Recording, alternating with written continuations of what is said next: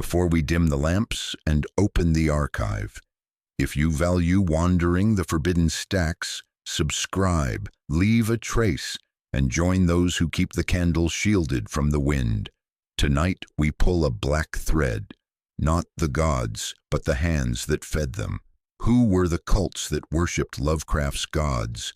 And what did their devotion do to the world and to the listener who hears their names? This is not mere academic inquiry, but a quiet transgression, a promise that knowledge carries weight, and weight has consequences. The stakes are simple yet profound. To understand these hidden congregations is to risk seeing through their eyes, and once opened, such sight rarely closes. In the mythos, a cult is not a club of robes and rhetoric. It is a membrane, a mask the inhuman wears to touch the human. It is a stage chorus that hums a tune older than cities, a chorus without score but with a single crawling voice that teaches your tongue to move in sleep. The cult is a key and a gate. Key because ritual words fit the tumblers of reality. Gate because through those words something looks back. When you study them, their gaze studies you. Knowledge pays in silence, loved ones, and the right to sleep with the window open. Lovecraft knew what real cults do. They transmit. Culture is a river. Cult is a hidden channel dug underneath, stealing pressure and feeding reservoirs in the dark. His cults are not merely organizations, but infrastructures for a signal. Oaths and signs that keep a call traveling when the stars go quiet. Their prayers are functional. They bind bargains like deep ones for gold and breeding. They prepare the stage through darkness, water, and abandoned churches. They tune the audience with chants that thin the air, and they remember the script, where names serve as both curtain and opening night. Listen to the sensory anchors, the slick reek of fish oil lamps in Innsmouth cellars, a bronze idol sweating swamp fog in New Orleans, a prismed stone breathing darkness in a boarded Providence church, a farmhouse altar blackened by goat fat on a Massachusetts hill. These are not scenes, they are devices. Every cult builds a device. A sign carved into a wharf piling is a repeater. A hymn is a carrier wave. An idol is an antenna. The idea does not simply live in the brain. It grows a throat outside the body and speaks back through it. You are nearer than you think. The transmission requires infrastructure more subtle than governments could design. The signal propagates through maritime trade routes where Captain Marsh learns protocols from Pacific atolls, through academic networks where professors stumble upon formulae that predate mathematics, through bloodlines that carry genetic memory like underground cables. The cult serves as the local switching station, translating cosmic frequencies into human-compatible formats. They are not worshippers in any conventional sense. They are technicians maintaining equipment whose true purpose they glimpse only in dreams. We must be precise. Our investigation is pseudo-scholarly because it has to be. In Lovecraft's world, knowledge comes in editions. The Arabic Al-Azif becomes the Latin Necronomicon under Olaus Wormius. German printers issue Unaussprechlichen Kulten. French aristocrats bind Culte des Ghouls. Each translation is a handoff on the relay. Manuscripts are not props. They are aqueducts that carry pressure from the void into a village. A cult is the local public works office that keeps the water cold. The cult maintains these devices across generations, teaching children to polish bronze, tend flames, keep stones aligned with stellar configurations that matter more than terrestrial calendars.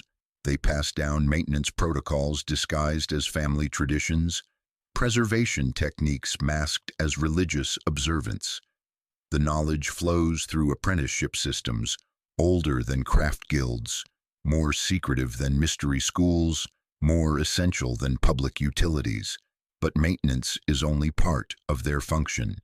The cult also serves as early warning system, monitoring the signal for changes, indicating cosmic weather patterns beyond human meteorology.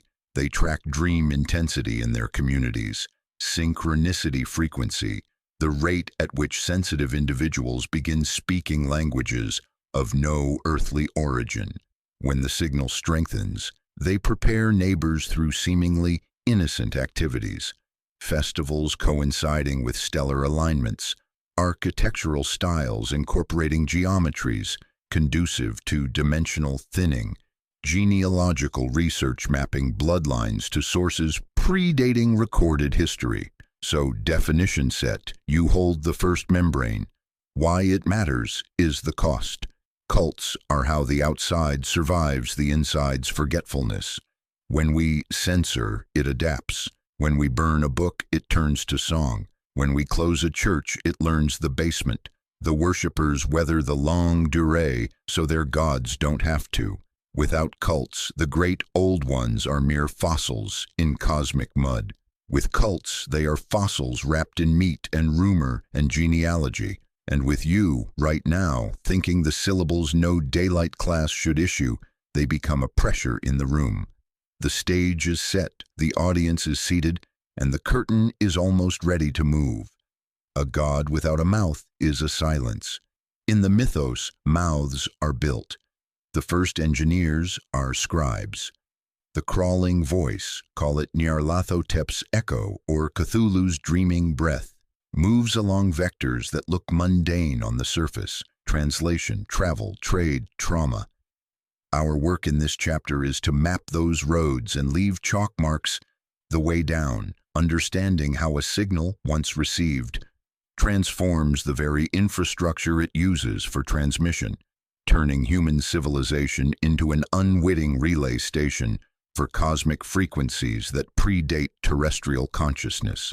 Begin with the bibliographic river, where manuscripts become living entities reproducing through copying, errors that prove more accurate than their originals. Lovecraft's Apocrypha behaves like a real bibliography, yet each edition is less scholarly update than viral iteration. The Al-Azif, whispered by Abdul al-Hazred under a sky that did not care, was raw transmission, unfiltered cosmic indifference transcribed in human syllables. Olaus Wormius, rendering it into Latin centuries later, gave it the sinews of Europe, but also refracted its primal horror through medieval theological frameworks. The Necronomicon, thus born, passed like fever through scholars and moneyed collectors, each touch spreading contagion. Friedrich von Junst's unaussprechlichen Kulten added Germanic methodical precision, detailing the unspeakable with grim efficiency. Comte d'Erlet's Culte de Gaulle perfumed it with aristocratic decadence, stripping pretense to embrace the monstrous aesthetically. The Book of Ebon carried native Hyperborean frost, primordial chill from forgotten ages. Each title adapts the pitch to the room, the vowel to the stone. Different languages are different throats. A chant in French does not merely mirror its Arabic ancestor. It refracts, shifts resonance, becomes new vessel for the same dread. The voice crawls across phonemes, learning to sing its terrible song in every dialect, sampling consonants like keys on a ring, choosing which one opens you. Then the oral networks, more fluid than any printed page, before a priest, a sailor, before a congregation, a crew. Maritime trade routes become neural pathways for transmission, every port a potential relay station. Innsmouth's Captain Obed Marsh brings protocol from the Pacific, half hydrographic data, half prayer, because commerce is how the outside learns street addresses. He imports not piety, but procedure. Where to stand on the reef at low tide, how many breaths to hold before speaking, what to offer when water answers. Sailors carry more than cargo between continents. They transport syllables that lodge in local dialects like linguistic parasites. Harbor taverns become unconscious seminaries where drunk seamen recite formulae learned in dreams. their slurred pronunciation somehow more accurate than sober scholarship. In Louisiana's swamp, Inspector Legrasse collides with congregation chanting in unparsable language, yet you feel its grammar, repetition, group exhalation, vowels like water running backward. Old Castro's broken testimony hinges many geographies, Pacific atolls, marshland vigils, New England dreams. A spine forms, vertebrae click in darkness. Consider also the uncredited carriers, postal clerks noticing parcels way wrong for paper, typesetters whose fingers learn unlearnable rhythms, lighthouse keepers copying prayers into tide table margins, dock workers chalking fish-shaped sigils because the foreman's father said to. The crawling voice thrives on logistics, loves schedules and shipping lists, hides in paperwork like eels in silt. Every bureaucratic hand becomes a rung. Every rung descends. We must attend to trauma as vector. Displacement and fear weaken membranes more than filling pews. Economic collapse creates ideal transmission conditions. When familiar structures fail, minds become receptive to alternative architectures. The Great Depression spawns more than breadlines. It generates prayer circles where desperate families chant words found in grandmother's diary. Urban renewal scatters congregations into basements where older liturgies resurface. Immigration brings not just new cultures but new vulnerabilities, displaced populations seeking meaning in traditions predating homeland history. Psychology becomes a wet door. You can push through exhaustion what you cannot through reason. Pride, too, provides handles. Those thinking themselves immune prove easiest to tune. A cult often begins as sleep schedule, circadian disruption making minds permeable. Finally, dreams. The broadcast Lovecraft returns to is not radio, but the mind in that mercurial border between waking and depth, a crystal radio made of meat. The Call of Cthulhu reads as mimetic study disguised as detective file. Sensitive souls dream in chorus during global spikes. Sculpture emerges unbidden. A Rhode Island artist names what he should not know. A professor assembles ash, rumor, and carved angles into reality-indicting cases. Dreams function as clandestine printers, producing single issues in paint and stone. The dream network operates with global synchronicity defying rational explanation. Artists on separate continents wake with identical visions. Children draw symbols they have never seen, their crayon marks matching cuneiform buried beneath archaeological sites. Sleep becomes classroom where curriculum is taught in languages conscious minds cannot speak, but dreaming minds fluently understand. Cults corral these ephemeral broadcasts, bind them with schedule and hymn, feed statues back to the signal. Feedback builds, the room hums. Notice our metastage, book as script, preacher as stage manager, congregation as audience, idol as set, ritual as opening night. Curtains are literal, boarded windows, blackout storms, and conceptual. Masks recur because the voice prefers disposable faces. When you read a name aloud, the mask tries you on. So keep your voice low, your vowels careful. We have our lineage. Now the principle, what does worship do? Not to the god, that is vanity, but to a town, a family, a body. The next chapter descends from libraries into fish-stinking streets where refineries hum and gold tiaras glitter unnaturally. You will smell salt before you see the altar. We romanticize devotion because we love its silhouette, the comforting shape of faith against an uncertain horizon. In the mythos, devotion is a tool that leaves fingerprints, a mechanic with precise parts. It binds, breeds, blinds, and broadcasts. The cult is the workshop where these components are assembled, calibrated and deployed until a town turns, until blood learns new rhythms, until darkness becomes atmosphere. Think of workbenches stained with wax and brine, ledgers that reek of fish and damp stone, masks hung to dry beside salt-stiffened rope. Nothing remains safely metaphorical. When a community kneels, the floorboards learn their knees. When names are spoken, rooms learn to echo.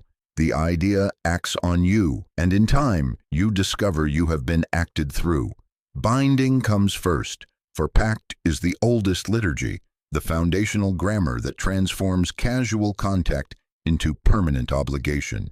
The shadow over Innsmouth demonstrates how swiftly commerce becomes covenant. Captain Obed Marsh, a practical man seeking advantage, learns protocols from islands where the other folks emerge from water-offering trade and genealogical hospitality.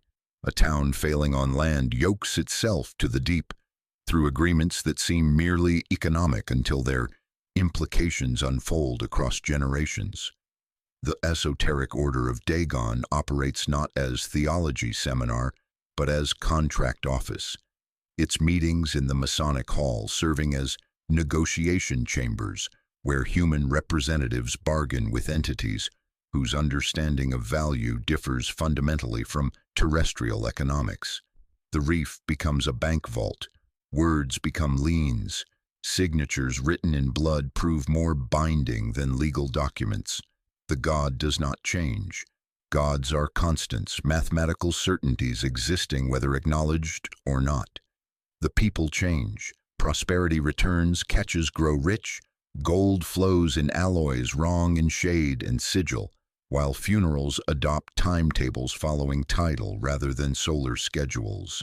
Binding gives you what you ask, then calibrates what you are allowed to ask, narrowing options until choice becomes illusion and freedom becomes carefully managed dependency. You think you have purchased advantage and realize you have leased permission. Breeding follows naturally, for horror in Innsmouth is not the fish smell, but the schedule, the biological calendar, transforming human reproduction into infrastructure for inhuman purposes. Shub-Niggurath's forests, Yog-Sothoth's farmhouse, and Dagon's reef represent variants of one fundamental law. Reproduction serves as gate as surely as any door of stone.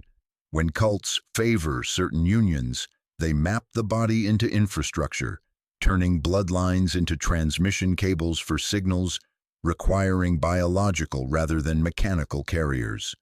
The Dunwich horror transforms Lonely Hill and witchy genealogy into transit point for Yog-Sothoth, literally the key and the gate, the entity existing in all dimensions simultaneously, using human genetics to anchor itself in three-dimensional space. Innsmouth turns its harbor into nursery where children serve dual citizenship as both human beings and dimensional corridors. The Whately twins represent different aspects, Wilbur as visible hybrid attempting cosmic rituals, his invisible brother as pure alien force growing beyond containment. Worship modifies blood because blood persists through foreclosure and police raids. You cannot confiscate a lineage, cannot arrest genetic sequences, cannot demolish family trees whose roots extend into spaces existing between known spaces. Blinding provides necessary infrastructure. No practice can endure without a darkroom, and cult ritual sets and maintains darkness not as moral shadow but as physical condition required for proper signal reception. The Haunter of the Dark teaches this principle brutally. The Church of Starry Wisdom maintains the shining trapezohedron's transmission line by systematically eroding light, training congregations whose eyes welcome and eventually hunger for blackout conditions. Darkness creates pressure gradients pulling the outside in, establishing atmospheric conditions conducive to dimensional thinning. A town learning to love power outages is a town whose population has been retuned to frequencies requiring absence of illumination. The blinders are literal. Masks, draperies, boarded windows, fog, rules like do not look on the altar at midnight, working on brain chemistry like dimmers, gradually adjusting human perception to accommodate visions that would blind or madden eyes adapted to ordinary light. Churches seal windows not from shame, but necessity. Basements become sanctuaries because depth provides additional insulation from solar interference. Broadcasting completes the cycle. Worship functions as warning flare, but not to us, to them. Chants synchronize not because gods need them, but because economy demands signaling at optimal moments. The crawling voice teaches communities to become timekeepers, their biological rhythms adjusting to cosmic rather than terrestrial schedules. When the stars are right represents logistics more than prophecy, practical coordination between earthbound operatives and entities whose movements follow galactic calendars. Cults maintain complex schedules tracking tides, solstices, storms, and stellar alignments, becoming meteorologists of the void predicting dimensional weather patterns. Every meeting functions as ping, every idol as transmission tower, every ritual dance as interference clearing. Sustain these activities long enough, and your city learns new pulse, collective heartbeats synchronizing with rhythms originating in spaces between stars. The idea acts by borrowing your breath, turning lungs into instruments and vocal cords into components in vast organic radio systems. In all this, cults perform what institutions claim but rarely achieve. They turn individuals into single organism. The chorus metaphor becomes literal when voices lock into resonance in basements with wet stone and guttering red candles. Bureaucracy cannot manage such zeal because it operates through external compliance rather than internal transformation. Markets cannot hold that rhythm because they respond to individual desires rather than collective purpose. Only ideas promising both terror and inheritance can maintain the schedule, offering rewards transcending individual lifetime while demanding sacrifices extending beyond individual capacity. What worship does extends beyond believers. Strangers in Innsmouth smell sea and dream of underwater stairs. Providence writers stare too long into prisms and feed entities with attention. Dunwich farmers hear something step without weight across fields. Proximity proves sufficient. Participation remains optional. This represents the mechanic at its most Lovecraftian. Adjacency becomes complicity. Listening is a kind of kneeling. By now you have done both. Now apply principle to flesh and stone history. We descend to cases, the esoteric order of Dagon and the town it dressed in scales, the swamp night where Legras found circles of masks, the boarded church on Federal Hill where stars in stones breathed darkness, the Whately farm where gates learned to count. The stage is built. We are ready to bring actors on. But remember, actors are only masks. Principles wait off stage. The voice crawls in before them. The road into Innsmouth smells of low tide and disuse, salt crystallizing in broken window corners like tears that dried wrong. Tracks vanish into marsh where cattails whisper in languages older than the railroad that brought them. Paint peels in layered scales, revealing wood beneath that seems to breathe, with distant wave rhythms. Windows stare like pupils that do not dilate, reflecting nothing, absorbing everything. Yet it is not decay that teaches you as you walk these streets. It is the architecture of secrecy, the deliberate engineering of an entire town to serve purposes far older than human settlement. The esoteric order of Dagon thrives in buildings repurposed as props. Masonic hall transformed into temple, a refinery that hums like a throat clearing itself before speech, a wharf head where painted signs display angles that feel older than English, older than any human geometry. We begin here because Innsmouth holds all four functions: binding, breeding, blinding, broadcasting, woven together like a net designed to catch more than fish. Captain Obed Marsh serves as history's hinge, the pivot point where mundane commerce tips into cosmic covenant. He sails beyond where colonial maps blur into speculation, seeking advantage in waters where conventional navigation fails. What he discovers are islanders whose prosperity depends on treaties with the abyss, whose harvest requires protocols that predate human agriculture.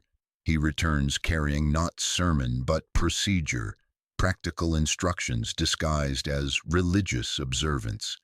Provision of fish and gold reads like contract clause, a share in our seed like another, far more permanent.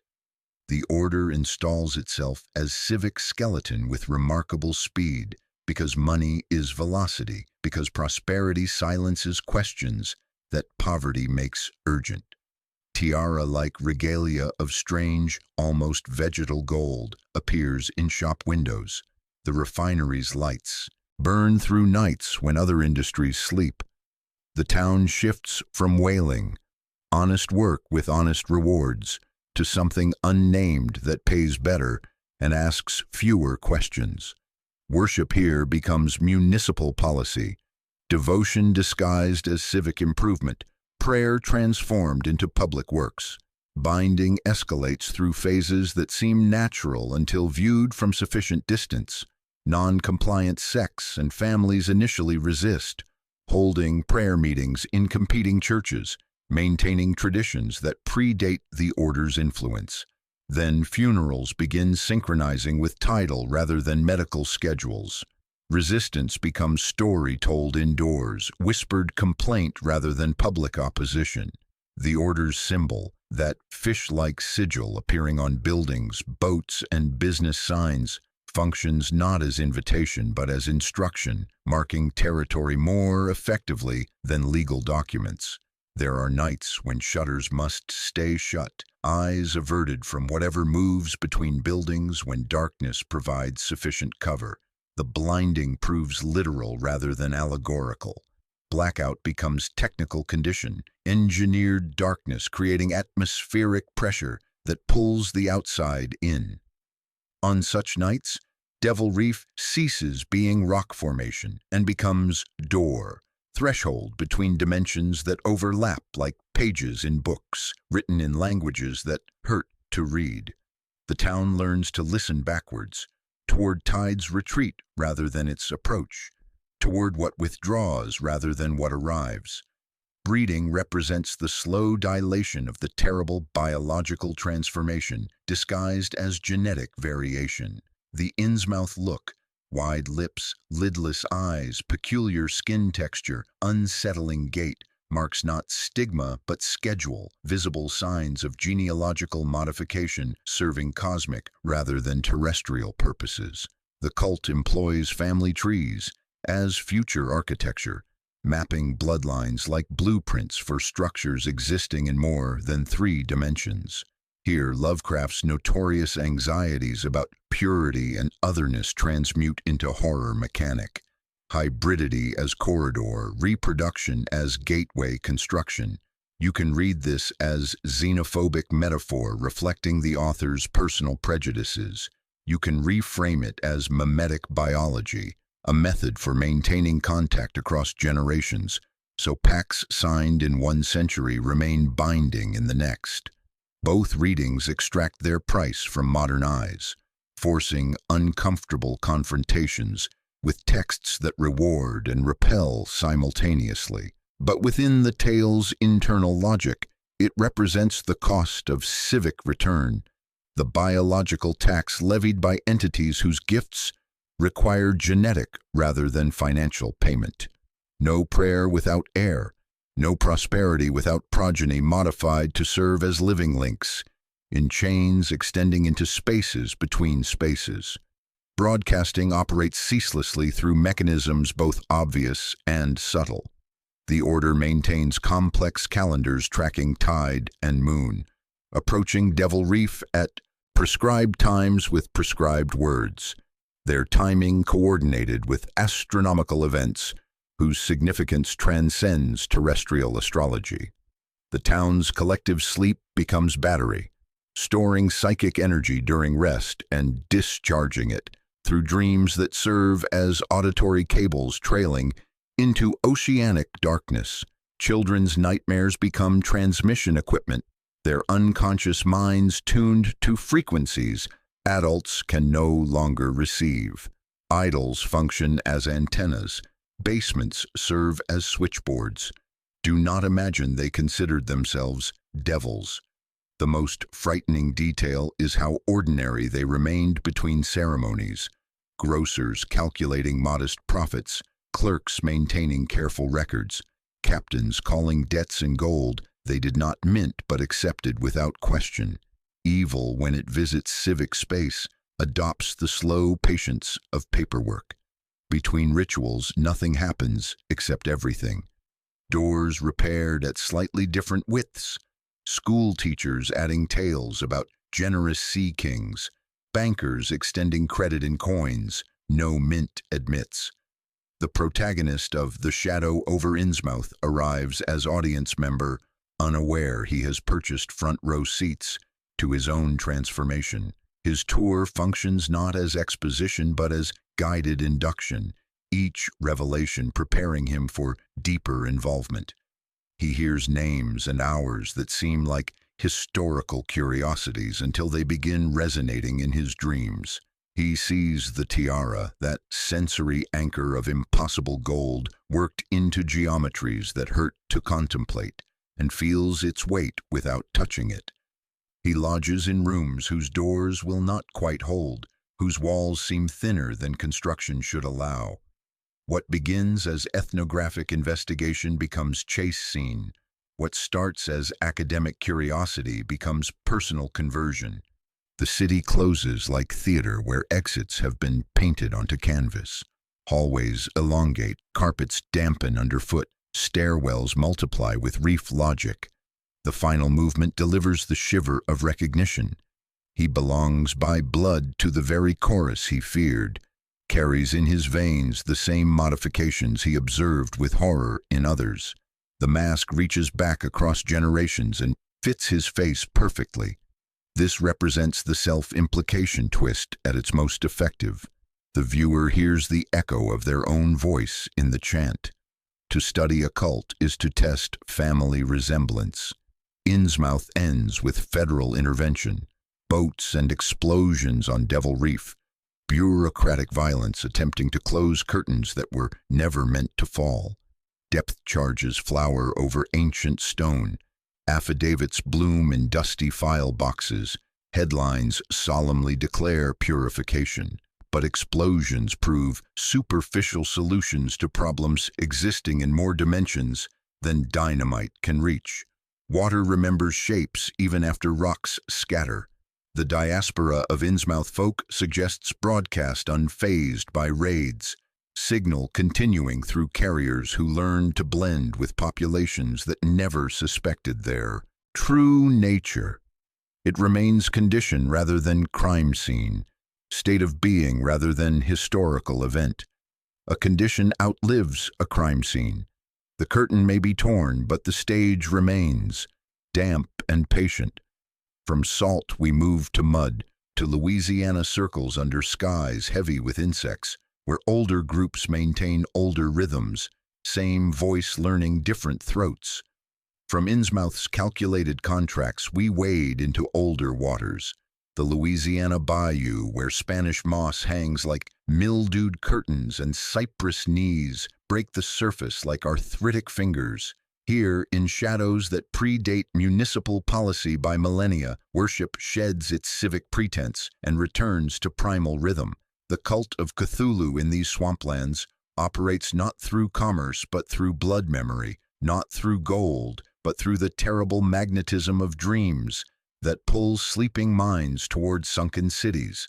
The stage shifts from New England pragmatism to Southern Gothic fever, where the very air sweats secrets and water moves with purpose, carrying messages in currents that predate human language. This is devotion stripped of civilization's comfortable lies, faith that requires no buildings because the swamp itself serves as cathedral. The discovery begins with missing persons, always the first sign that a membrane has torn between what is and what should not be.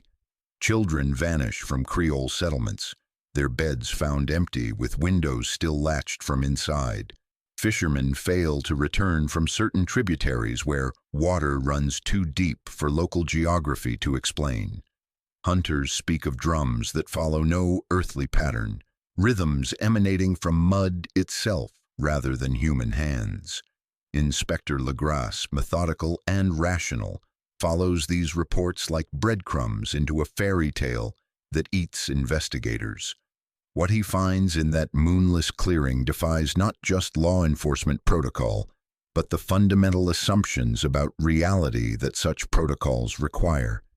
Not just a congregation, but a communion, nearly 100 souls moving in perfect synchrony around a stone idol that should not exist, chanting words that predate human speech yet somehow feel familiar, as if the syllables were carved into genetic memory before consciousness learned to speak.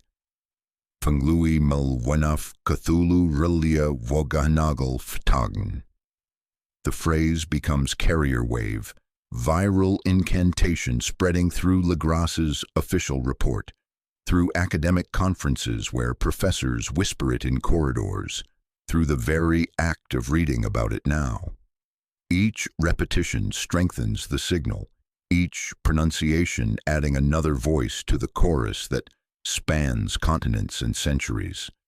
The cultists in that Louisiana circle were not inventing new theology.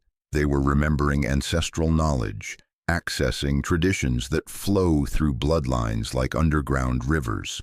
Old Castro, the ancient mestizo whose fragmented testimony provides our only window into their cosmology, speaks of practices stretching back to when the stars were right and great Cthulhu walked among Earth's green hills, when the boundary between sleeping and waking had not yet hardened into rigid distinction.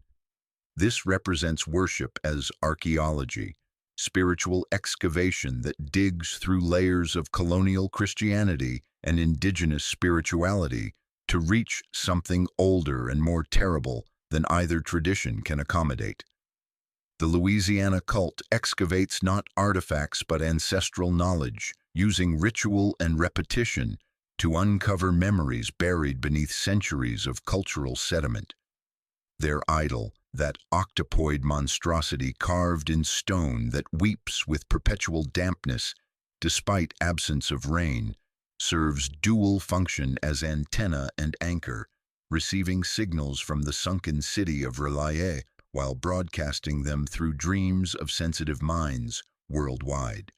The swamp becomes vast amplifier, its stagnant waters and decaying vegetation creating perfect medium for psychic transmission, organic circuitry carrying messages in frequencies no human technology could detect. The cult's composition reveals cosmic horror's democratic nature, its ability to dissolve social boundaries that seem absolute in ordinary circumstances. Creole fishermen and Cajun trappers, escaped slaves and displaced Native Americans, all united by shared dreams of a city beneath waves. Class, race, and creed dissolve in the face of cosmic revelation, rendered irrelevant by contact with entities whose perspective encompasses geological rather than historical time. They gather not from social bonds but from psychic compulsion, drawn by dreams that grow stronger as stars wheel toward their ancient configuration. The masks they wear, grotesque amalgamations of human and cephalopod features, represent not disguise but aspiration, faces they hope to wear when waters rise and old boundaries dissolve. Their rituals follow tidal patterns and stellar alignments with astronomical precision that puts observatories to shame. The cult operates as biological clock, members gathering when cosmic conditions create optimal broadcasting windows. The drums that disturbed local authorities beat in rhythm with Cthulhu's dreaming pulse, each beat a heartbeat in a slumbering god's chest. The dances trace geometries that human feet should not know, patterns preparing ground for something vast to walk upon it once again. This is broadcasting in its purest form, synchronization not because the god needs them, but because economy demands signaling at optimal moments. The horror lies not in their violence, though blood flows freely in ceremonies, but in their patience. They are not trying to wake Cthulhu through frantic summoning. They maintain connection until he wakes himself. Their worship is vigil, perpetual watch kept by mortal guardians over an immortal dreamer whose sleep encompasses epochs. They understand, with terrible clarity, that their god's return is inevitable, written in stellar movements and deep time mathematics. Their role is not to hasten but to herald, not to summon but to serve as relay stations for broadcasts that will eventually reach every sleeping mind. Old Castro's fragmented testimony, delivered in broken English of a mind stretched between languages and realities, provides theological framework that is not dead which can eternal lie, and with strange aeons even death may die. This is not resurrection theology but cosmic patience, understanding that death is merely another form of sleep, and sleep another form of waiting. The cultists serve as alarm clocks for a god whose snooze button measures geological epochs. The cult's destruction by federal authorities, arrests, confiscations, official denials, proves as futile as Innsmouth's raids. You cannot arrest a dream or confiscate a memory. The swamp keeps its secrets and stars continue their ancient dance. New congregations form as old ones dissolve, drawn by the same irresistible pull. You have felt it yourself in the humidity of late-night rooms, in dreams of underwater stairs, in the way your breath falls into four-count rhythms when you think nobody is listening. The voice crawling through Louisiana darkness is older than human speech and more patient than human civilization. From this primal chorus we turn to urban intellectuals who mistake cosmic horror for enlightenment, seeking in forbidden knowledge what swamp cultists find in ancestral memory. The stage shifts from bayou to library, from drums to whispers, but the voice remains the same, crawling, patient, inevitable. From Louisiana's ancestral drums, we climb to Providence's Federal Hill, where gas lamps cast amber pools on cobblestones and brownstones lean like attentive scholars toward secrets whispered in basement rooms. Here, in the respectable neighborhoods of urban New England, cosmic horror migrates from swamp to city, trading instinct for intellect, blood memory for scholarly method. The Church of Starry Wisdom represents this evolution, worship as academic pursuit, devotion as research program, revelation as curriculum designed to graduate minds into madness. The stage transforms from primal clearing to lecture hall, where the price of advanced degrees is paid in sanity rather than tuition, where enlightenment and dissolution prove synonymous. The Church of Starry Wisdom, active from 1844 to 1877, attracted not fishermen and farmers but professors and physicians, gentlemen of leisure and ladies of intellectual curiosity. They were drawn by Professor Enoch Bowen's promises of ancient wisdom and cosmic revelation, lured by intellectual pride that mistakes dangerous knowledge for mere difficulty.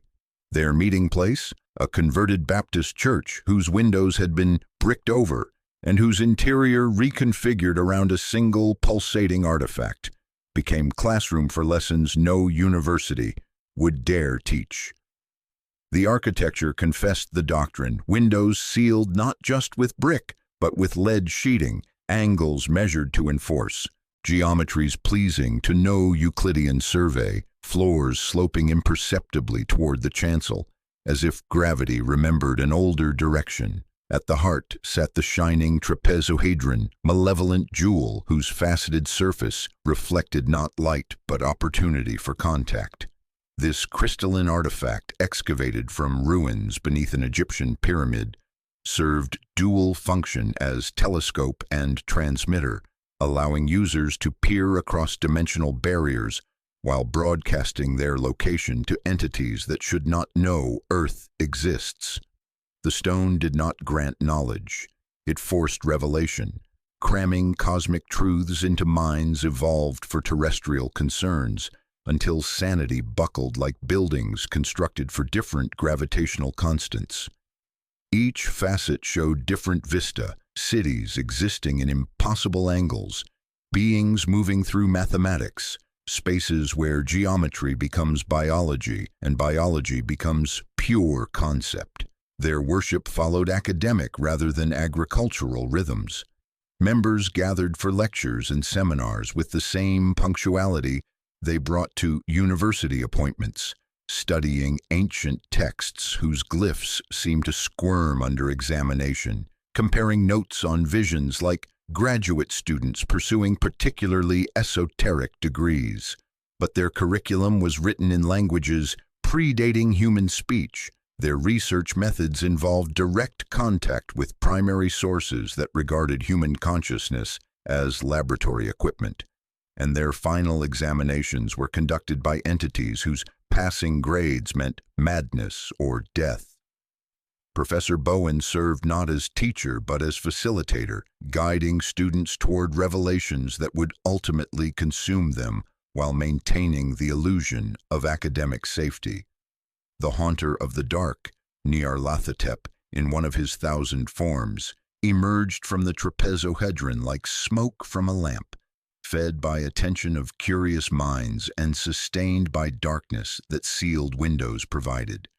This entity operated through intellectual seduction rather than brute force, offering cosmic perspective to minds hungry for significance beyond terrestrial achievement. The horror lay not in tentacles or claws, but in terrible clarity of seeing one's place in an indifferent universe, understanding that human consciousness was accident that cosmic forces barely noticed. It whispered not threats but truths, not curses but corrections to misconceptions about reality's fundamental nature. Their rituals blended academic conference with seance, combining rigorous documentation with supernatural contact. Members took careful notes on their visions, compiled bibliographies of forbidden texts with meticulous cross-referencing, maintained correspondence with similar organizations worldwide.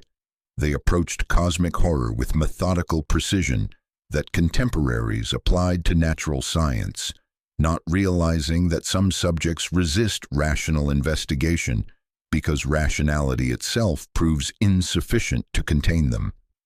A bell would sound, notes were dated, folios opened, then shutters drawn tighter, candles snuffed systematically, and the pedestal uncovered. They documented results with ruthless clarity, onset times, auditory phenomena, temperature drops, Latin glosses for unnameable shapes. The members wore no primitive masks, but dressed in respectable Victorian clothing, their transformation marked not by physical mutation, but by gradual erosion of sanity that comes from knowing too much. White chalk sigils traced across black-painted timber like frost on midnight glass. Lead sheets lined walls to contain the dark.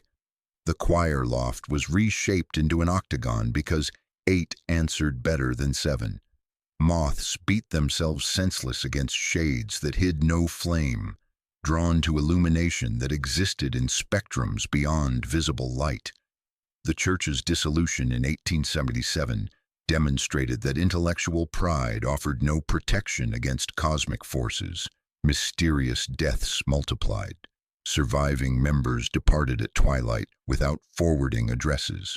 Professor Bowen's final lecture, delivered to an audience of shadows in sanctuary lit only by the trapezohedron's unholy glow, reportedly lasted 3 days and left no survivors sane enough to repeat its contents.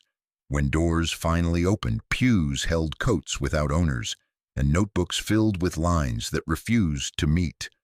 The building was abandoned, windows sealed against light and memory both. But abandonment is not destruction. The trapezohedron remained patient as stone and hungry as void, waiting for new minds to mistake revelation for enlightenment. Decades later, Robert Blake climbed the hill with painter's appetite for contrast, broke the seals, and found the stage still set.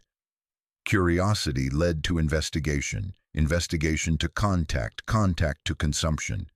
The cycle repeated because forbidden knowledge's appeal transcends historical periods, drawing each generation toward the same terrible clarity.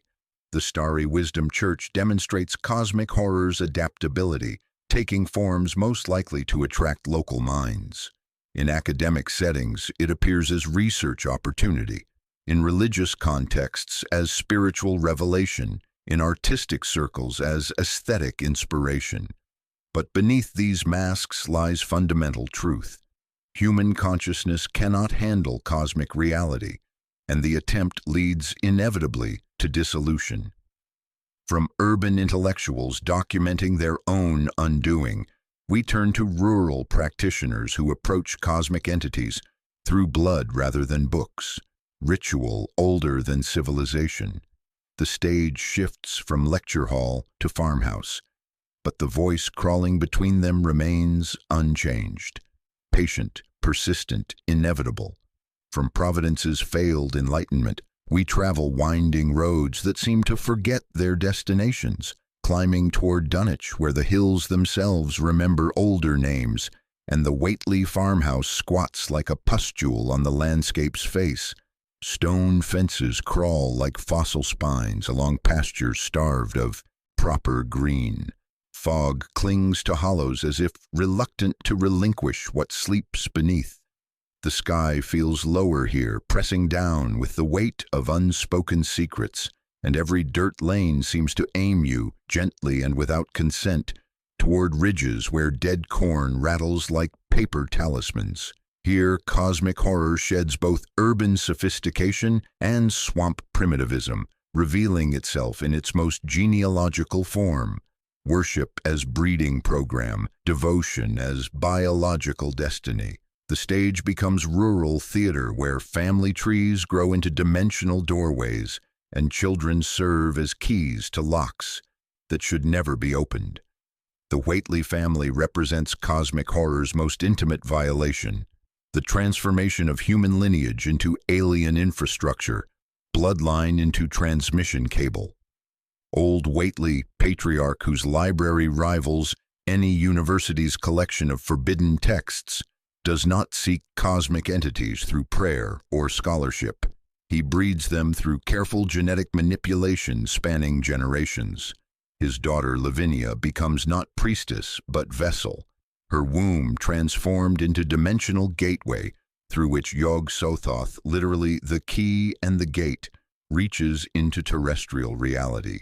This is worship through genetics, devotion measured not in prayers but in pregnancies, faith expressed through willingness to sacrifice one's own species' integrity. The farmhouse becomes laboratory where cosmic forces conduct experiments in biological architecture, each room a chamber in a vast reproductive apparatus. The twins born of this impossible union embody different aspects of cosmic horror made flesh. Wilbur serves as visible face of the family's ambitions, hybrid creature whose human appearance barely masks alien nature that becomes more apparent with each passing year. His rapid growth and precocious intelligence mark him as something unprecedented, bridge between human and cosmic consciousness that grows increasingly unstable as terrestrial biology fails to contain extraterrestrial genetics. He speaks languages that predate human speech, performs calculations requiring mathematics not yet discovered, demonstrates capabilities suggesting consciousness, operating according to principles transcending three-dimensional limitations. But it is the invisible twin, the thing growing in shadows of the Whately farm, that embodies true horror of their genealogical experiment. Too alien for human perception, it exists as presence rather than form, colossal weight that bends reality around it without revealing itself to ordinary sight. The farmhouse creaks under its immense mass. Floorboards sag beneath footsteps that leave no prints. The hills echo with movement following no terrestrial physics. The very air grows thick with its breathing, atmosphere becoming viscous as if reality itself struggles to accommodate something that should not exist in three-dimensional space. This is cosmic horror as environmental pressure, transformation affecting not just individuals but entire landscapes, turning familiar geography into alien terrain. The Whately's rituals follow agricultural rather than astronomical calendars, timed to seasonal cycles predating human farming. They gather on Candlemas and Walpurgis Night, on Lammas and Halloween, marking not just cosmic alignments but terrestrial transitions, moments when boundaries between dimensions grow thin enough for careful cultivation. Their ceremonies take place not in churches or clearings but in fields and forests around their farm, using land itself as altar and offering. Stone circles older than recorded history serve as focal points where earth energy concentrates, where dimensional membranes prove most permeable. The soil becomes stage for rites no human eye should witness. The horror escalates as Wilbur matures and his true nature becomes impossible to hide. His desperate visits to Miskatonic University's library seeking complete Necronomicon to perform some final ritual reveal the scope of his family's ambitions. They are not content to serve cosmic entities as worshippers. They plan to open permanent gates, transform Earth itself into way station for forces that regard terrestrial reality as raw material for their own incomprehensible purposes. The library becomes battlefield, where academic knowledge confronts cosmic reality, where books prove inadequate to contain the forces they describe. Wilbur's death in the university library, torn apart by guard dog whose animal instincts recognize what human reason cannot, provides first glimpse of what lies beneath his carefully maintained human facade. The revelation of his true form, part human, part something having no name in any terrestrial language, demonstrates that the Whately's breeding program has succeeded all too well. They have created not just hybrids but harbingers, living keys to locks that should remain forever sealed. His body, when finally revealed, violates every assumption about biological possibility. Organs arranged according to alien anatomy, limbs suggesting movement through dimensions human perception cannot access. But Wilbur's death only accelerates the crisis. His invisible twin, no longer restrained by fraternal bonds, begins rampage across Dunwich countryside, consuming cattle and crushing buildings as it grows toward terrible maturity. The thing moves with purpose, suggesting intelligence, operating on scales human minds cannot comprehend, following ancient paths toward stone circles older than human memory, seeking to complete ritual that Wilbur's death interrupted. Buildings collapse not from physical impact but from proximity to something reality cannot properly contain. The final confrontation, when Dr. Armitage and his colleagues arrive with proper incantations, reveals true scope of the Whately family's cosmic ambitions. The invisible twin, made visible at last in its death throes, proves to be something that should not exist in three-dimensional space, living violation of natural law that reality itself struggles to contain. Its destruction saves not just Dunwich, but entire world from transformation into something alien and terrible. Yet victory feels hollow, temporary. The Whately farmhouse still stands, its library intact, its breeding program merely interrupted rather than ended. Other families in other isolated places may be conducting similar experiments guided by same forbidden knowledge. The Dunwich horror demonstrates that cosmic entities need not invade Earth. They can grow here, bred from human stock, until they achieve critical mass necessary to transform reality itself. This represents perhaps the most intimate violation, corruption not just of minds or communities but of human heredity itself, transformation of family into weapon and love into apocalypse. From rural breeding programs, we turn to urban networks, to ways cosmic horror adapts to modern communication and spreads through technologies designed to connect humanity. The stage shifts from isolated farmhouses to global networks, but the voice crawling between them carries the same message. Transformation is inevitable, and resistance only delays recognition of what we are becoming. From Dunwich's genealogical laboratories, we ascend to Boston's Beacon Hill, where gas lamps cast amber pools on cobblestones, and brownstones lean towards secrets whispered in mahogany chambers. Here, among addresses that appear in social registers older than the Republic itself, cosmic horror dons evening wear and speaks in boardroom whispers.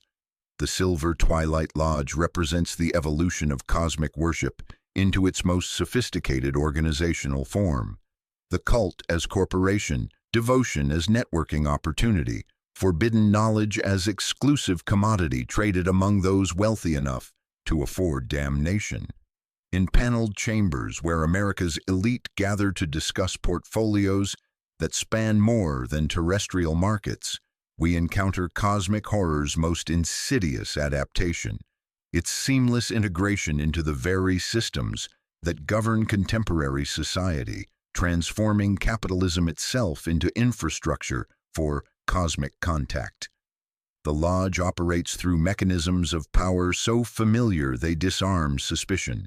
Membership by invitation only, advancement through carefully structured degrees, influence exercised through professional connections that span industries and institutions. But beneath this respectable facade lies architecture angled toward different geometries. New members drawn by promises of exclusive access and insider knowledge find themselves climbing not just social ladders but dimensional ones, each degree of initiation carrying them further from human concerns and closer to alien perspectives that regard terrestrial civilization as temporary arrangement requiring careful management. The ritual cufflinks grow heavier with each promotion. The minutes are written in shorthand that remembers hieroglyphs. Doors that appear to be walnut open onto rooms whose corners prove slightly too sharp for safety. Carl Sanford, founder and eternal president, embodies this fusion of mundane ambition and cosmic devotion with terrifying efficiency. A businessman whose enterprises span continents and whose influence reaches into government offices, university halls, and financial institutions, Sanford has built an empire serving dual purposes with remarkable precision. His public persona radiates American success, a patron who can raise museum wings with signatures whose investment advice consistently outperforms market expectations. But those who read footnotes recognize something more dangerous, a human agent of inhuman interests, a living bridge between boardroom negotiations and blasphemous revelations. His longevity defies actuarial tables. His knowledge of future market movements suggests access to information sources operating outside normal temporal constraints. In photographs, his eyes reflect lights that are not in the room. The Lodge's rituals blend corporate ceremony with cosmic invocation, transforming quarterly meetings into seances and strategic planning sessions into summoning circles where profit projections share agenda space with dimensional mathematics.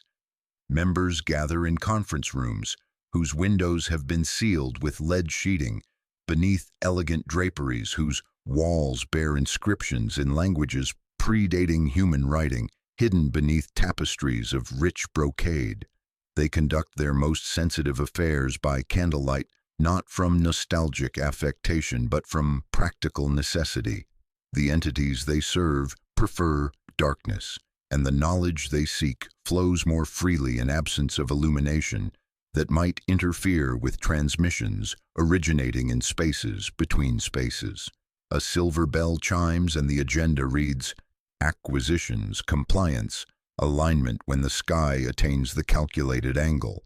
Their worship takes the form of investment rather than prayer, resource allocation rather than blood sacrifice.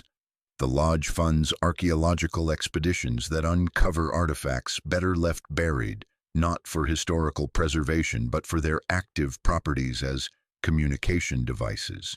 They sponsor research into consciousness expansion, disguised as mindfulness initiatives, opening minds to unwelcome influence through protocols that appear therapeutic.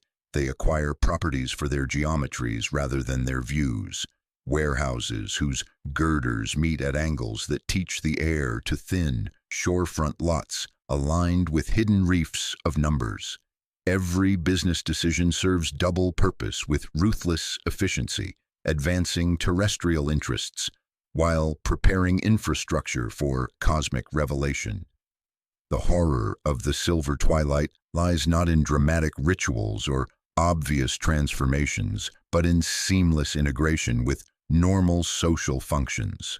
Members attend charity galas where centerpiece sculptures trace familiar curves, where champagne bubbles climb in columns patterned on forbidden diagrams. They chair university endowments, supporting research into non-Euclidean modeling and applied topology of consciousness, academic disciplines that prepare minds for contact with entities operating outside three-dimensional limitations. They underwrite expeditions to Antarctic plateaus, ostensibly for climate research, but actually to retrieve objects whose properties were described in pre-Columbian texts. Evil hides in plain sight, disguised as philanthropy and progress, indistinguishable from the taste that guides cultural advancement. The Lodge's membership reads like a directory of American power, senators whose legislation subtly prepares legal frameworks for post-human governance, judges whose verdicts establish precedents useful when stars align properly, professors whose curricula gradually accustom students to concepts that would have driven previous generations insane, physicians whose research advances understanding of consciousness in ways that facilitate dimensional contact. These are not desperate outcasts seeking meaning in dark corners, but successful individuals who have achieved everything terrestrial ambition can offer and now seek satisfaction in cosmic concerns. Their transformation occurs gradually, almost imperceptibly, as exposure to forbidden knowledge slowly erodes attachment to human values, while enhancing professional capabilities that now serve purposes transcending individual or species-level concerns. The Lodge's influence extends far beyond immediate membership through professional and social networks its members inhabit. A judge influenced by Lodge philosophy renders verdicts that seem merely eccentric but actually serve cosmic purposes, shifting legal precedents toward new understanding of reality. A professor shapes curriculum in ways that prepare students for revelations they cannot yet comprehend, introducing concepts through seemingly innocent academic exercises. A businessman makes investment decisions appearing purely financial but actually funding infrastructure for dimensional contact, redirecting capital flows toward alien ends. The corruption spreads through society's circulatory system like infection carried by antibodies, transmitted by the very individuals trusted to maintain civilization's health. The modern evolution of the Lodge reflects cosmic horror's adaptation to contemporary communication technologies with elegance that feels inevitable in retrospect. Members coordinate activities through encrypted networks, where server rooms hum like tide pools. They share forbidden knowledge through private databases, accessible only to those with proper clearance levels. Virtual reality systems host executive offsites, where avatars meet in octagonal chambers with no apparent light source, enabling synchronous rites across time zones. Singapore lights candles while Boston seals windows. Zurich reads minutes while São Paulo hums the low note. The Lodge has become global organization, its influence spreading through the same networks connecting modern civilization while remaining invisible to those lacking proper initiation. Their ultimate goal transcends mere worship or service. They seek to position themselves as humanity's advanced team, the delegation that will control negotiations when cosmic revelation arrives. Members believe alignment buys favorable terms, that early adopters become partners rather than passengers in the inevitable transformation. They speak of continuity plans spanning centuries, of trusts established to carry obligations past any single lifetime. They are not trying to end the world, but to manage the transition, converting civilization into compliant infrastructure without cracking the marble too loudly. The true horror the Silver Twilight Lodge demonstrates is that cosmic entities need not destroy human civilization. They can simply redirect it, using humanity's own systems of organization and communication to serve purposes transcending human understanding. The Lodge represents not conquest but co-optation, transformation of human society into infrastructure for cosmic purposes, while maintaining appearance of normal operation. The house lights dim gradually, nobody panics. When the blackout comes, the audience will already be singing. From this sophisticated urban network, we turn our attention to the global web of connections linking all manifestations of cosmic worship, the hidden channels through which the crawling voice travels between continents and cultures. The stage expands to encompass the entire planet, revealing patterns that suggest coordination on scales dwarfing human planning and implying guidance from sources beyond terrestrial comprehension. The patterns emerge when you step back far enough, when you trace the connections across continents and centuries, when you realize that Innsmouth's fish-stinking wharves and Providence's academic halls and Louisiana's moss-draped bayous are not separate stages but different theaters in the same vast performance. The crawling voice does not speak in isolation. It coordinates, it synchronizes. It weaves a web of whispers that spans the globe and draws together every manifestation of cosmic worship into a single terrifying symphony. The curtain rises to reveal not individual cults, but a planetary congregation, not scattered devotees, but a species-wide initiation that has been proceeding for centuries, without most participants recognizing their role in the larger orchestration. You have been watching rehearsals. Now the performance begins in earnest. The evidence accumulates like sediment in still water, each layer revealing deeper currents that connect seemingly disparate phenomena.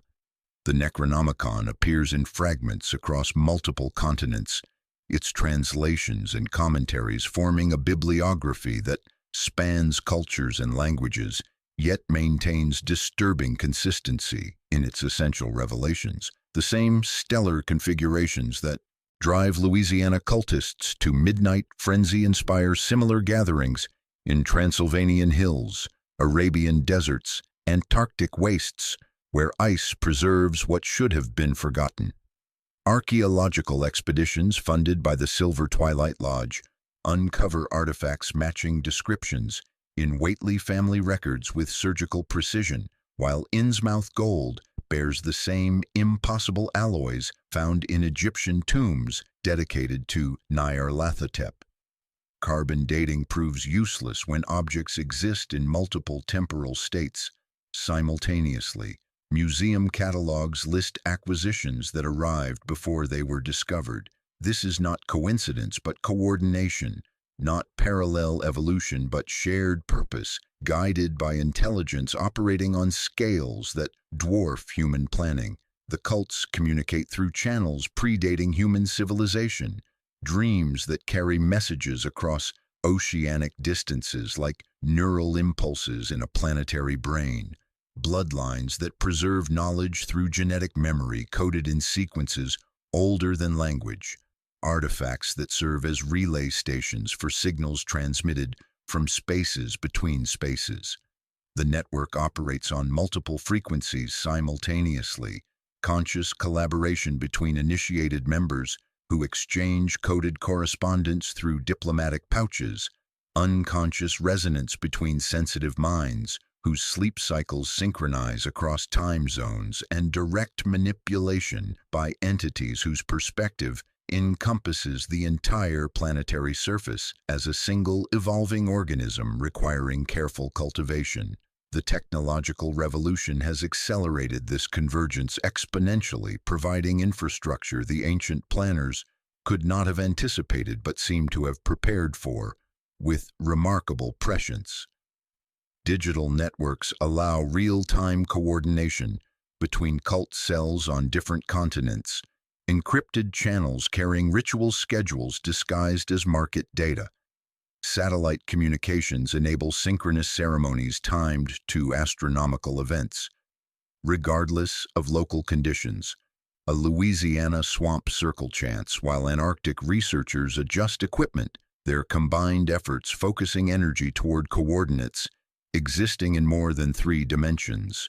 The internet serves as vast grimoire, its servers storing fragments of forbidden knowledge that combine and recombine in patterns no human programmer intended. Search algorithms guide curious minds toward dangerous information with uncanny precision, as if the network itself has developed agenda transcending its creator's intentions. Recommendation engines learn to recognize the signature of minds ready for deeper initiation. The convergence reveals itself in subtle synchronicities that become impossible to ignore once you develop eyes to see them. Archaeological discoveries confirming Mythos geography occur simultaneously across multiple sites. Polynesian petroglyphs match Vermont cave paintings, Siberian shamanic texts echo Mayan codices, all describing the same impossible cities.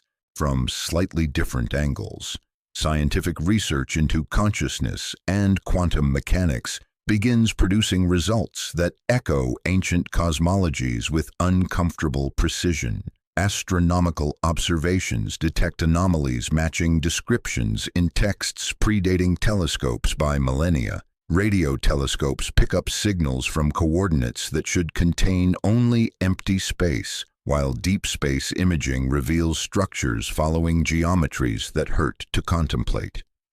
The boundary between fiction and reality blurs as Lovecraft's imagined cosmology finds validation in empirical research conducted by scientists who have never read his stories but whose equations independently arrive at the same terrible conclusions. Financial networks carry the convergence's influence through global markets with viral efficiency. Capital flows toward projects serving cosmic purposes while appearing to pursue mundane profits. Mining operations in Antarctica extract materials whose properties were described in pre-Columbian texts. Pharmaceutical companies develop consciousness-altering compounds based on formulas found in medieval manuscripts. Technology corporations build communication systems whose architecture mirrors geometries carved in stones older than human civilization. The global economy becomes unwitting infrastructure for cosmic contact, capital redirected toward alien ends through decisions that seem purely rational from terrestrial perspectives. Stock markets respond to astronomical events with correlations that should not exist. The convergence operates through academic networks spanning international boundaries, connecting researchers whose work appears unrelated but collectively advances a single terrible agenda. Linguists decode ancient languages that should not exist, discovering grammatical structures suggesting speakers whose consciousness operated according to non-human principles. Mathematicians discover geometric principles violating 3-dimensional space, their proofs opening doors meant to remain closed. Physicists probe reality's nature and find it more malleable than their theories predict, their experiments inadvertently weakening barriers between dimensions. Each discipline contributes pieces to a puzzle whose completion will transform human understanding of existence itself, and human existence along with it. The horror of global convergence lies not in its visibility, but in its invisibility, not in dramatic revelations, but in gradual normalization that makes the impossible seem inevitable. Ideas that once drove readers to madness become accepted theories in scientific journals. Practices that once marked cultists as dangerous outcasts become therapeutic techniques in medical clinics. Knowledge that once required initiation into secret societies becomes available through public education systems, disguised as progressive curriculum updates. Humanity adapts to cosmic horror by making it familiar, domesticating the alien until it seems natural, beneficial, even necessary for continued evolution. Children learn to draw angles that would have terrified their grandparents. The planetary network approaches critical mass as separate cult traditions recognize their fundamental unity. Dagon's aquatic devotees establish communication with Cthulhu's dreamers through shared dreams of underwater cities. Nyarlathotep's urban intellectuals coordinate with Yog-Sothoth's rural breeders, their different methodologies serving complementary aspects of the same vast project.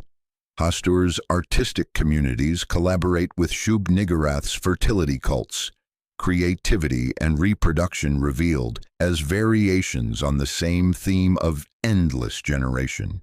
The boundaries between different cosmic entities blur as their human servants discover they have always been serving the same ultimate purpose, preparing Earth for transformation into something alien and terrible and wonderful. The convergence reveals that the cults were never separate phenomena, but different organs in a single organism, different instruments in a single orchestra, different voices in a single chorus, whose song has been building toward crescendo across centuries of careful preparation. The crawling voice that whispers through each manifestation is not many voices, but one voice speaking through many throats, not separate entities, but aspects of a single cosmic intelligence that regards human consciousness as raw material for its own incomprehensible purposes. The performance has been proceeding according to schedule. The audience is ready. The final act begins now. From global networks, we turn inward to examine what this convergence means for individual consciousness, for the viewer who has followed our investigation to this point and must now confront their own role in the planetary transformation. The stage contracts to encompass a single mind, yours, as the implications of cosmic convergence become personal, immediate, and inescapable. 9 chapters have passed like pages turning in a book you cannot close, like footsteps descending stairs that spiral deeper than architecture should allow. You came seeking knowledge about cults, about the worshippers of cosmic entities, about the human response to inhuman revelation. But knowledge, as we have learned, is never passive. Knowledge acts. Knowledge transforms. Knowledge initiates. The stage lights have been dimming throughout our investigation, and now, in this moment of recognition, they reveal what has been true from the beginning. You were never the audience. You have been the initiate, and your initiation is complete. The candles that lit our first chapter have burned lower, their wax pooling in patterns that seem almost intentional, almost like sigils drawn by forces that understand geometry better than human hands. Consider the journey you have taken through these chambers of forbidden understanding. You sought forbidden knowledge willingly, drawn by the same curiosity that led Captain Marsh to make his bargains with entities dwelling beneath Pacific waves, that drove Professor Bowen to gaze into crystalline darkness until darkness gazed back, that compelled the Whateleys to breed with cosmic forces whose offspring would reshape reality itself. You have absorbed the names that should not be spoken, yet you speak them now in the privacy of your thoughts, feeling how they fit your tongue like keys fitting locks you did not know existed. You have contemplated geometry that should not exist, traced networks that should remain hidden, followed bloodlines that extend into spaces between spaces. Each chapter has been a degree in an invisible college whose curriculum was written before human language evolved. Each revelation a step in an initiation you did not know you were undergoing until the transformation was already irreversible.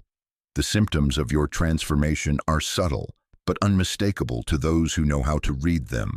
You recognize the patterns now, the way certain architectural angles suggest impossible spaces that extend beyond three-dimensional limitations, the way certain astronomical configurations feel significant beyond their scientific importance, carrying weight that has nothing to do with gravitational pull and everything to do with gravitational meaning. You notice how certain dreams carry the weight of memory rather than imagination, how your sleep has become a classroom where lessons are taught in languages your conscious mind cannot speak, but your unconscious mind understands with disturbing fluency. The veil between fiction and reality has grown thin for you, as it must for all who truly comprehend the scope of cosmic horror. You have developed what we might call the Innsmouth look of the mind, a way of seeing that marks you as different from those who remain uninitiated, who still believe that reality operates according to comfortable human assumptions about causation, identity, and the fundamental nature of existence. This is the self-implication twist that Lovecraft understood so well. The observer cannot remain separate from the observed when the subject is cosmic truth. You have been studying cults, but cults are simply organized responses to cosmic revelation, human attempts to process contact with forces that regard human consciousness as temporary arrangements of matter that happen to be capable of recognition. By studying them, by understanding them, by following their logic to its inevitable conclusions, you have undergone the same process that created them. Knowledge of cosmic entities is itself a form of contact with cosmic entities. Awareness of the network makes you part of the network. The crawling voice does not distinguish between scholar and devotee, between investigator and initiate. In the end, understanding is service, and service is understanding. The agency flip is now complete, the reversal that transforms observer into observed, subject into object, investigator into evidence. You began this investigation believing that you were acting upon the subject matter, analyzing it from a safe distance, maintaining scholarly objectivity like a scientist studying specimens under glass. But the subject matter has been acting upon you, reshaping your perceptions with surgical precision, expanding your awareness according to patterns established long before your birth, preparing you for deeper revelations that will arrive whether you welcome them or not. The ideas you have encountered are not mere concepts, but living entities that propagate through consciousness itself, like viruses that improve rather than destroy their hosts. By thinking about them, you have given them a place to exist. By understanding them, you have given them a voice to speak through. You are now part of the global convergence we described, connected through invisible channels to every other mind that has undergone similar expansion. Your dreams may begin to carry messages from sources you cannot identify, coordinates transmitted through sleep from locations that exist in more than 3 dimensions. Your waking thoughts may occasionally align with patterns that seem to originate beyond your individual consciousness, moments when your internal monologue speaks in voices that are not quite your own. You may find yourself drawn to certain books that seem to find their way into your hands, certain places where the air feels different, certain configurations of stars that feel significant in ways you cannot rationally explain. This is not madness, but clarity, the terrible clarity that comes from seeing reality without the protective filters that normally shield human consciousness from cosmic truth. The knowledge you have gained cannot be unlearned. The awareness you have developed cannot be reversed. The transformation you have undergone cannot be undone. Your initiation places you at a crossroads that is not really a crossroads, a choice that is not really a choice. You can attempt to ignore what you have learned, to suppress the awareness you have developed, to pretend that cosmic horror is merely entertainment rather than revelation. But such denial requires constant effort and grows more difficult with time. The alternative is acceptance, acknowledging your place in the larger pattern, embracing your role in the planetary transformation. The choice appears to be yours, but choice itself may be an illusion. The convergence operates according to principles that transcend individual will, following patterns established long before human consciousness evolved. Your initiation was inevitable from the moment you chose to seek forbidden knowledge. Your transformation was written in the stars before you were born. Welcome to the congregation. The service is eternal. The hymns are in languages that predate human speech, and the communion is with forces that regard your participation as both necessary and insignificant. You have become what you studied, joined what you investigated, embodied what you sought to understand.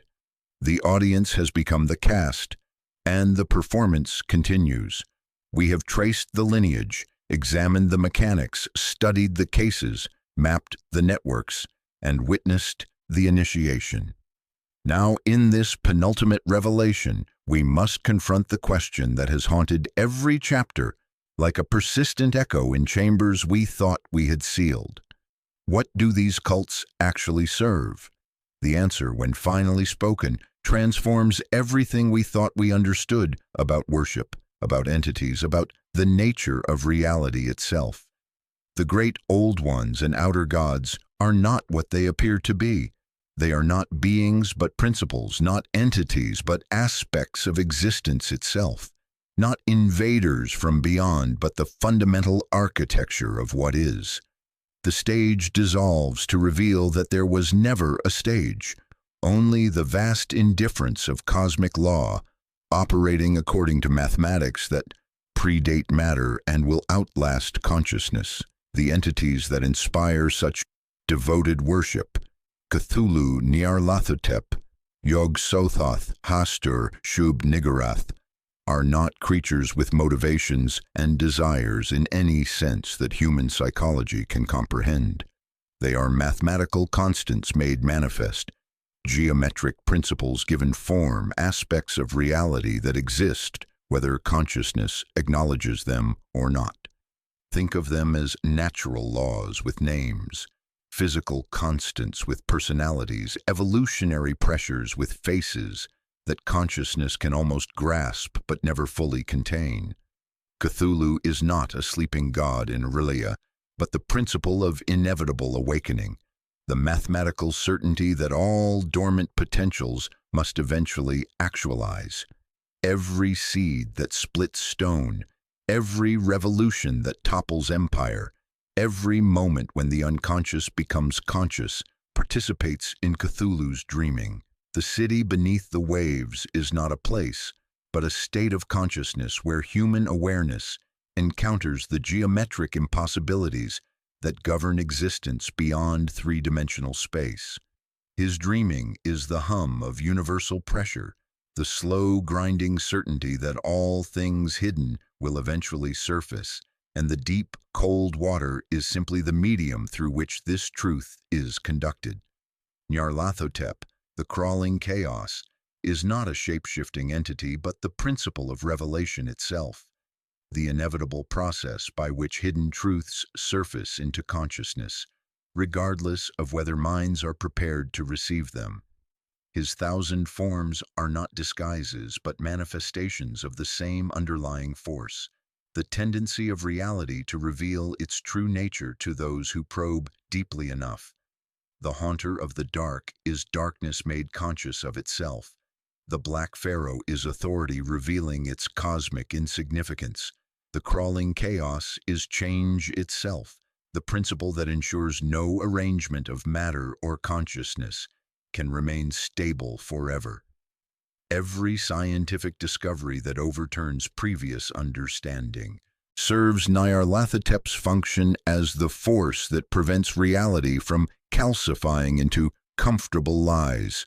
Yog-Sothoth, described as the key and the gate, embodies the principle of cosmic connectivity, the mathematical truth that all points in space and time are ultimately adjacent, that separation is an illusion created by limited perception.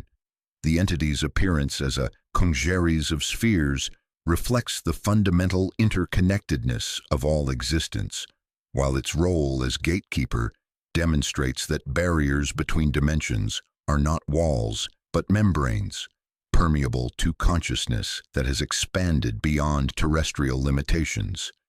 Every moment of synchronicity reveals Yog-Sothoth's presence as the underlying unity that consciousness mistakes for multiplicity. Hastur represents the principle of reality as performance, the recognition that existence itself operates according to scripts written by intelligences that regard individual consciousness as actors in dramas whose purposes remain hidden from the performers. The King in Yellow is not a play, but the revelation that all experience is theatrical, all identity is role-playing, all meaning is assigned by directors whose motives transcend human comprehension. The yellow sign marks not allegiance to an entity, but recognition of one's participation in performances that extend beyond individual awareness. Shub-Niggurath, the black goat of the woods with 1,000 young, embodies the principle of fertility as cosmic force, not the gentle reproduction of terrestrial life, but the violent proliferation of existence itself. The mathematical certainty that reality will continue to generate new forms regardless of whether existing forms survive the process. The entity's 1,000 young are not offspring but iterations, variations on themes that reality explores through endless experimentation with consciousness and matter.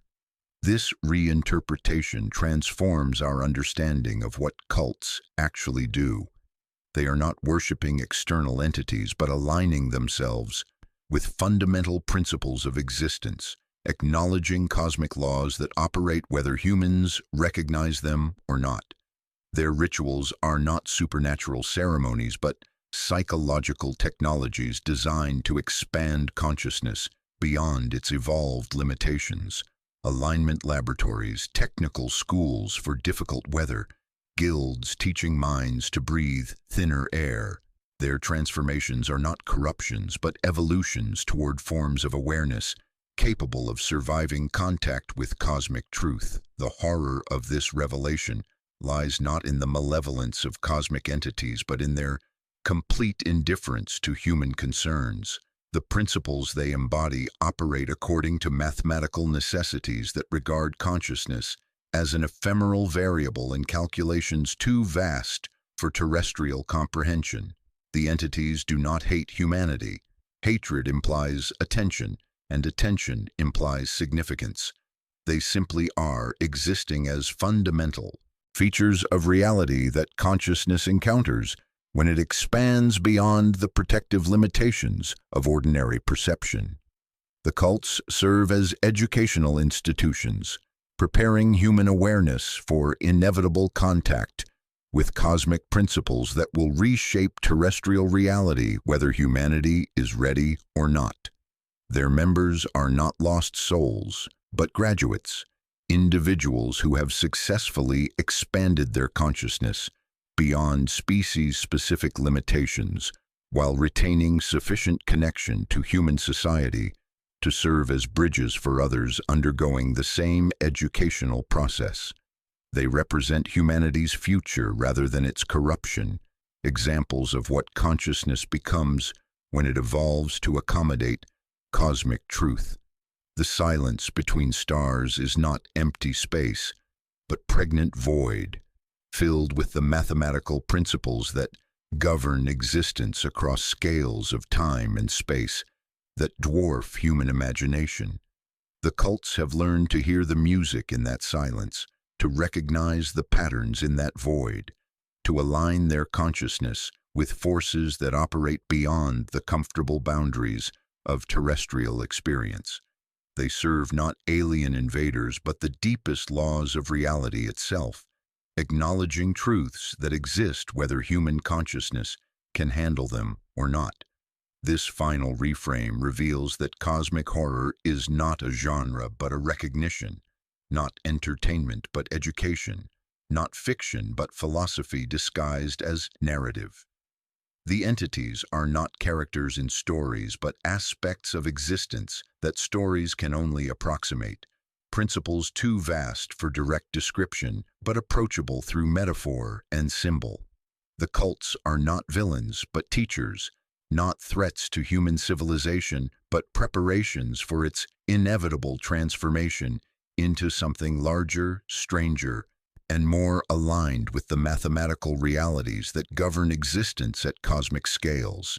The curtain prepares to fall, but falling curtains are simply another beginning, another turn in the spiral that has no end.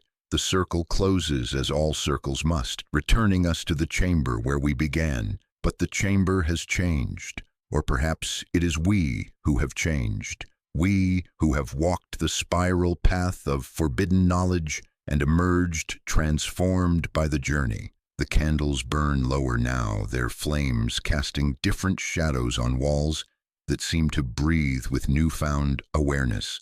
The books on their shelves whisper in languages we have learned to recognize, if not to speak, their pages rustling with ancient knowledge stirring from long slumber. The air itself carries a different weight, pregnant with implications that were always present but invisible to uninitiated eyes. We return to our opening question: who were the cults that worshipped Lovecraft's gods? But the question has transformed in our mouths, become something larger and more terrible than mere historical inquiry, something irrevocably personal. The answer echoes through chambers of understanding we did not possess. When we began, the cults are us. They have always been us.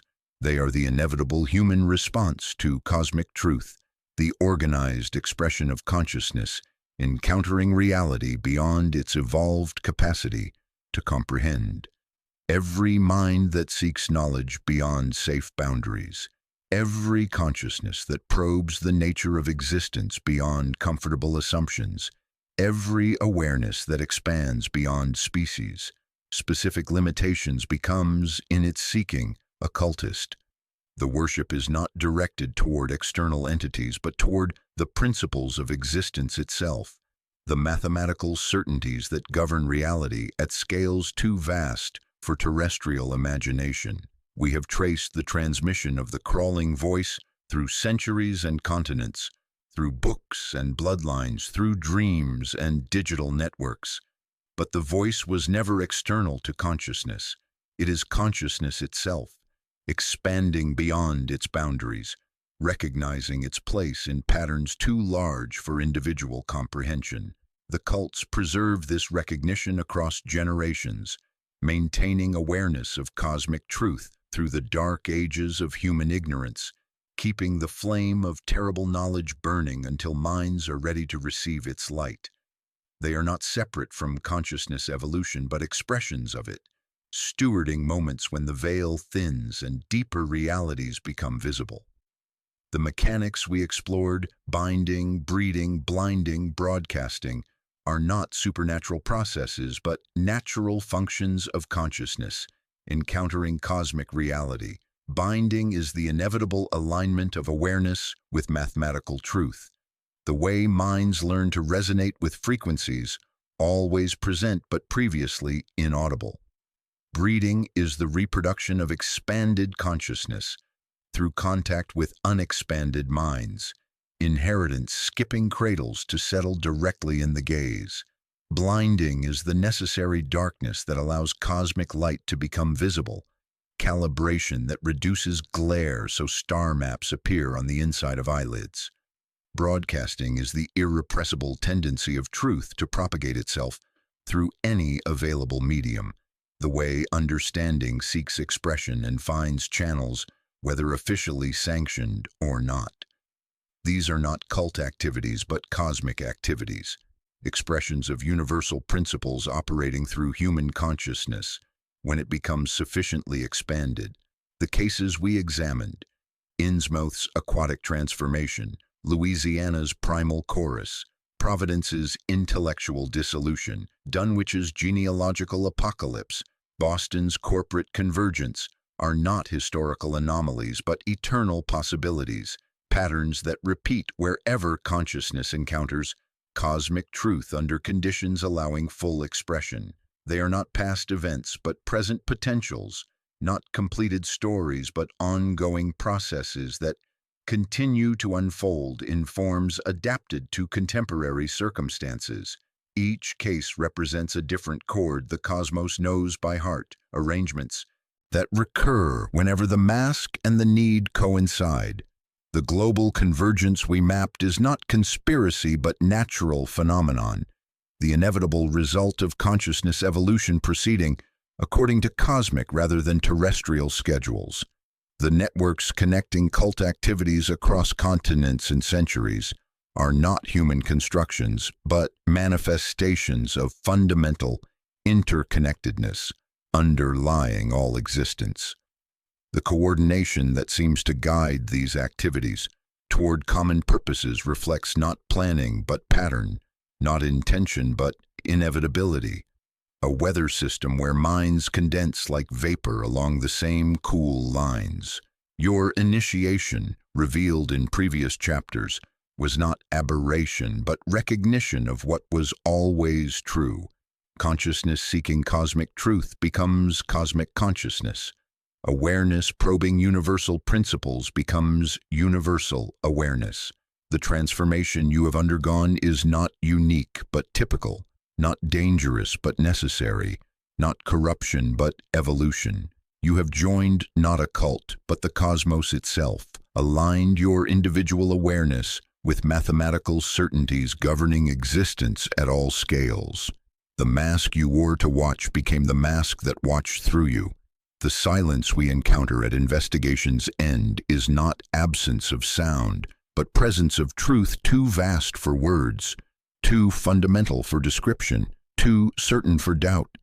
It is silence of mathematical principles requiring no justification, cosmic laws needing no explanation, universal patterns existing whether consciousness acknowledges them or not.